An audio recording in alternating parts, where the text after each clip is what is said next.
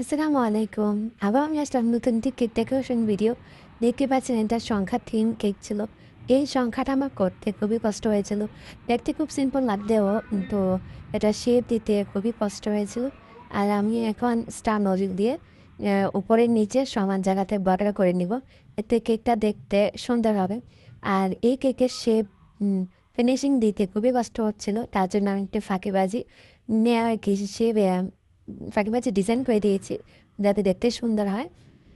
আর কেকটা ছিল সিম্পলের মধ্যে গোলাপ ফুল দ্বারা জাস্ট আর কি এত প্যারা ছিল না।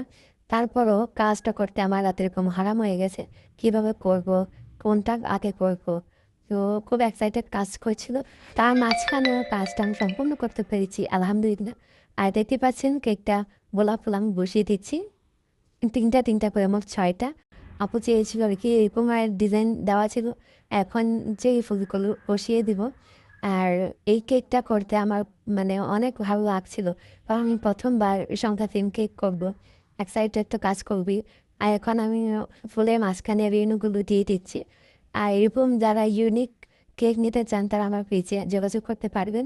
আমি সব ধরনের কেক দিয়ে থাকি। এই তো আমার নাম লেখা শেষ। প্লেনের নাম লিখে নিয়েছি। এখন কিছু পাপড়ি এড করে দিব।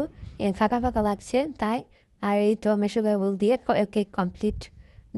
কেমন হয়েছে সবাই কমেন্ট করবেন। আল্লাহ হাফেজ।